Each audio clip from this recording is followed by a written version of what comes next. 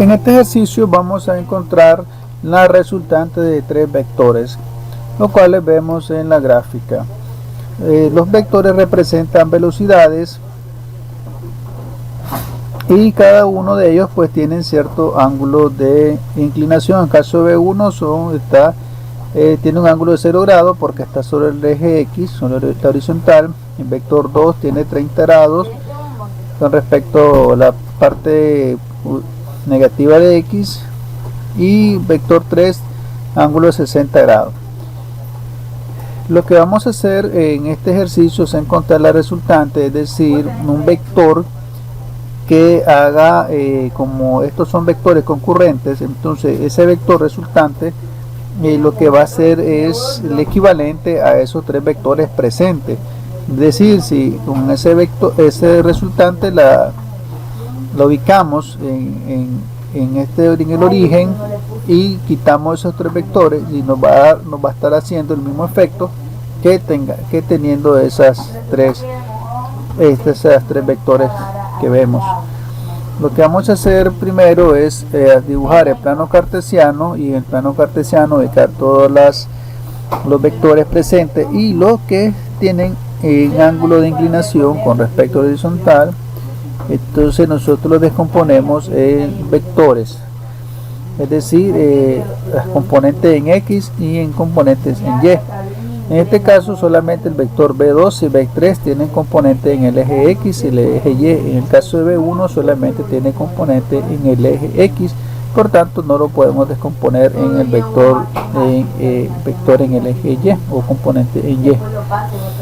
Lo que vamos a hacer primero es encontrar las componentes de la resultante que necesitamos conocer en el eje Y y en el eje X. Entonces, a continuación lo que hacemos es lo siguiente: vamos a encontrar la componente en X de la resultante, y para eso lo que hacemos es sumamos todos los vectores que están sobre el eje X. Vemos en la gráfica que sobre el eje X tenemos al vector B1.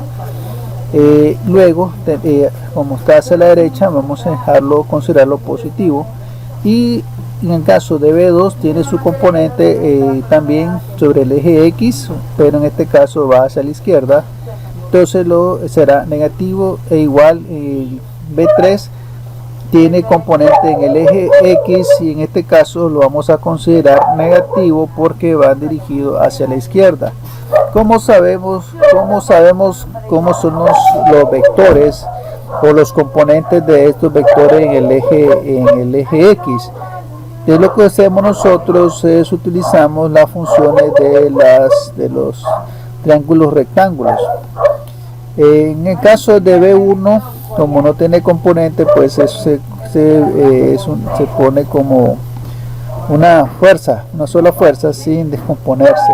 En el caso de B2, ¿cómo sabemos que el componente de B2 es B2 por coseno de 30?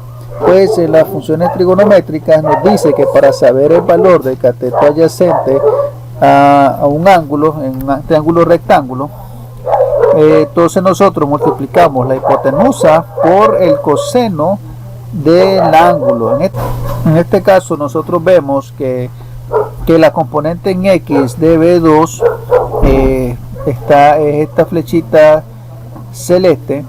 Entonces sería el cateto adyacente a el ángulo de 30 grados, y la componente en Y de B2 sería el cateto opuesto, ya aunque el vector o la componente en Y está del lado derecho, pero esta altura donde están estas rayitas que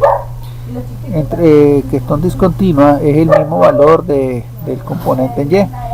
Entonces, para encontrar el cateto adyacente, que sería la componente en X de B2, multiplicamos la hipotenusa, que es B2, el valor de B2, por el coseno de 30 grados, que es lo que tenemos aquí al lado izquierdo, y sería negativo porque apunta hacia la izquierda. En el caso de la componente en X de B3 es el mismo caso. Lo que vamos a hacer es multiplicamos el valor de la componente, que sería en este caso la hipotenusa, por el coseno de 60 grados. ¿Por qué es coseno de 60 grados? Porque la componente en X de B3, que es la flechita morada que se ve aquí debajo de la componente en X de B2, es el cateto adyacente al ángulo 60 grados. Mientras tanto que el cateto opuesto sería la componente en Y de B3, aunque es igual que el otro caso, está a la derecha, pero esta altura que está de frente al ángulo 60 grados es equivalente a la componente en Y de B3. Entonces, como vamos aquí a la izquierda, la componente en X de B3 va a ser igual multiplicando B3 por el coseno de 60 grados. Luego simplemente sustituimos los valores de B1, B2 y B3 y obtenemos los datos que vemos en pantalla. Resolvemos todo eso de forma algebraica y vamos a obtener una componente en X de menos 13.48 metros sobre segundo. ¿Qué nos indica esto? Que la componente en X de la resultante va a estar ubicada hacia el lado negativo del eje X. Ahora procedemos a calcular el componente en Y de la resultante que estamos buscando nosotros. ¿Cómo encontramos la componente en Y de la resultante? Sumando todas las fuerzas que están aplicadas sobre el eje Y. En este caso vemos que B1 no tiene componente en Y, solamente B2 y B3 tienen componente en Y. Entonces en el caso de B3 va a ser positivo porque apunta hacia arriba, y el caso de la componente en Y de B2 va a ser negativo porque apunta hacia abajo. Luego, ¿cómo sabemos cuál es la componente en Y de B3? Simplemente multiplicamos el valor de B3, que sería nuestra hipotenusa, por el seno de 60 grados. ¿Cómo sé yo que es seno de seno y no coseno? Porque para encontrar el cateto opuesto a un ángulo del triángulo rectángulo, vamos a multiplicar la hipotenusa por el seno del ángulo. Y como dijimos anteriormente, el componente en Y de B3 va a ser el cateto opuesto a 60 grados. Aunque la componente en Y está aquí hasta el lado derecho, esta altura que está de frente al ángulo 60 grados equivale al valor de la componente en Y. Entonces multiplicamos B3, que sería la hipotenusa, por seno de 60 grados. ¿Por qué? Porque es el cateto opuesto a 60 grados. Y sería positivo porque va hacia arriba. Y en el caso de la componente en Y de B2 va a ser exactamente el mismo caso. Como la componente en Y de B2 es el cateto opuesto al ángulo de 30 grados, entonces vamos a utilizar el seno. Multiplicamos B2 por el seno de 30 grados, nos va a dar el valor de la componente en Y de B2, y como apunta hacia abajo va a ser negativo. Sustituimos los valores de B3 y B2, resolvemos y nos va a dar una componente en Y de 23.97 metros sobre segundo. ¿Qué vemos nosotros por adelantado? Que los componentes en Y de esta resultante está ubicado en la parte positiva del eje Y la componente en X va a estar en la parte negativa del eje X. Pero eso lo vamos a ver en la gráfica resultante. Luego, ¿cómo sabemos el valor de la resultante? Pues utilizamos la siguiente ecuación.